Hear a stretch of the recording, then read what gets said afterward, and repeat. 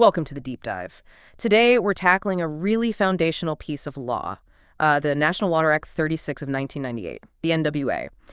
We're aiming to give you the full picture, the legal nuts and bolts, but also the huge social changes it kicked off. Absolutely. And this wasn't just some minor update. The Act itself calls it a fundamental reform. I mean, if you glance at Schedule 7, it wiped out dozens of older laws, some going back to, 1914. Think about that. Laws from before World War I. Just clearing those out shows the scale of this reform. It really does set the stage. Signed in 98, rolled out over time, and still being tweaked even now. Sure. So our mission today, unpack those twin goals, equity and sustainability. We need to get past the ideas and into the actual legal tools. Okay, let's unpack this, starting with why such a massive change was needed in the first place. What's the core philosophy here? Well, the preamble in Chapter 1 laid it out pretty starkly. The Act says right away water isn't just some private good. It's a scarce and unevenly distributed national resource. And crucially, it sees all water, groundwater, rivers, rain as part of one single interconnected cycle. That idea of a unified cycle is important, definitely. But the social justice angle, that seems incredibly prominent for resource law, right? Oh, absolutely central. The Act explicitly acknowledges that past discriminatory laws and practices blocked equal access to water. And it doesn't just note it. It mandates action to redress the results of past racial and gender discrimination. So managing water resources becomes directly linked to fixing historical injustices. It's woven right in. Which connects straight to maybe the most radical change, who actually owns the water. Before this act, didn't rights often just come with owning land by a river? Riparian rights. That's right, historically. Yeah. But the NWA completely abolished that system. Gone. Wow. Section 3 brings in public trusteeship. The national government, specifically the minister, acts as the public trustee, meaning the minister has the duty to ensure water is protected, used, developed, conserved, all sustainably and equitably. And this is key for the benefit of all persons. So it effectively nationalized water rights. That must have been a shock for landowners with long-held rights. It was. Well, seismic is the right word, both economically and politically. Your entitlement to use water, that's Section 4, it changed completely. Owning land doesn't automatically grant you water rights anymore. Not at all. Now, your use is only allowed if it falls into one of four categories. Schedule 1 uses, think small gardens, firefighting. Okay, basic stuff. Right. Or it could be an existing lawful use, carried over from before the Act, or under a general authorization. Or, finally, you need a specific license. It flipped the whole paradigm, from a private right to essentially a public permit system. Okay, so that raises a good question. How do you take these high-level ideas, equity, trusteeship, and actually make them work on the ground? You can't manage complex river systems just with philosophy, can you? You need structure. Exactly. You need a solid framework, and Chapter 2 provides that. It sets up a two-tier management system. At the very top, there's the National Water Resource Strategy, the NWRS. The minister develops it, reviews it every 5 years. It's the binding nationwide blueprint. The big picture plan. Precisely. And then you drill down. You get Catchment Management Strategies, or CMSs. These are done by regional bodies, Catchment Management Agencies, CMAs, for their specific areas. And these regional plans must align with the national one, the NWRS. They contain the detailed water allocation plans for specific catchments. That's where the local action happens. Got it. So national strategy, regional implementation, but what about protecting the water itself? Chapter 3 covers that. Yes, Chapter 3 is the core protection chapter. It uses three main tools: classification, setting resource quality objectives, RQOs, and defining the reserve. The RQOs, for example, they set specific legally binding quality goals for rivers, lakes, groundwater. But wait, if those goals have to balance protection and use, doesn't that just create conflict? Protecting a river while allowing industry nearby. How do you enforce that? The tension is always there, Okay. But the Act tries to manage it by setting a baseline, a non-negotiable minimum. And that brings us to the reserve. And here's where it gets, well, really interesting. Defining the reserve. This is the Act's ultimate priority tool. Tell us more. What exactly is the reserve? Okay, it has two distinct parts. Both have to be determined for any significant water resource. First, there's the basic human needs reserve. That's the water needed for drinking, cooking, basic hygiene. For everyone, now and in the future. It's a fundamental social right. Second, there's the ecological reserve. This is the quantity and quality of water needed to keep the aquatic ecosystems healthy, to protect the river itself, basically. And the key thing is, once the reserve, either part is determined, even just preliminarily, It's binding. absolutely binding on everyone, all authorities. It has to be met before water can be allocated for anything else, industry, large-scale irrigation, whatever. That sounds incredibly powerful, but also difficult to calculate, especially the ecological part. Oh, extremely. Determining the ecological reserve is complex, expensive, often debated. It needs teams of scientists, ecologists, hydrologists. They have to figure out the flow patterns, the water quality, everything needed to sustain that specific ecosystem. The fact that the Act demands this level of detail shows how seriously it takes ecological sustainability. It's not just an aspiration. It's a legal requirement. Right.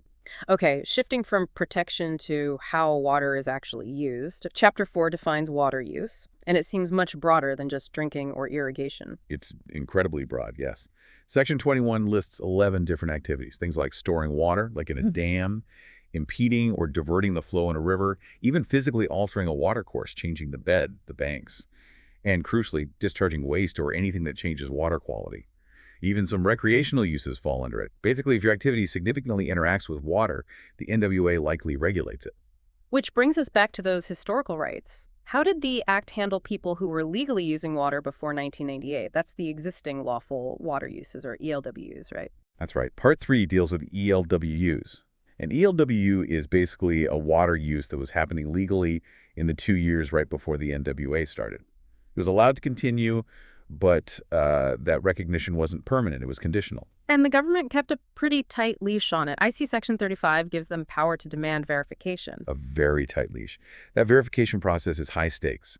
The Water Authority can require anyone claiming an ELWU to formally apply and prove it was lawful. If you don't apply when asked, or if your application is rejected, poof, your entitlement to use that water can just lapse. It's the mechanism to bring those old uses firmly under the new Act's control over time. But for major reallocations, especially in stressed areas, there's an even bigger tool, compulsory licensing in Part 8. How does that work? Compulsory licensing, that's the heavy hitter. It's generally used where there's serious water stress demand is pushing or exceeding supply, or where fairness requires a complete reset of who gets water. When an area is declared for compulsory licensing, everybody using water there, or wanting to, has to apply for a new license, all at the same time. So even if you had a recognized existing lawful water use, Doesn't matter in that process. Section 48 is clear. Any new license granted under compulsory licensing replaces any previous ELW entitlement. Yeah. This is how the state can fundamentally redistribute water, overriding historical claims to meet the NWA's goals of equity and sustainability. It's politically sensitive, of course, but essential in some areas. Makes sense. Now, all this managing, monitoring, licensing, it costs money. Infrastructure isn't free. How does Chapter 5, water use charges, handle the finances? Well, the minister, needing agreement from the Minister of Finance, sets a national pricing strategy. The charges collected have a few main goals.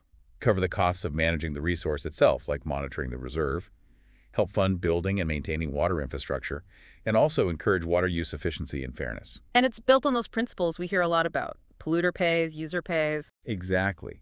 The idea is that those who benefit from using the water should contribute to the cost of managing it, and those who pollute it should pay for the damage and cleanup.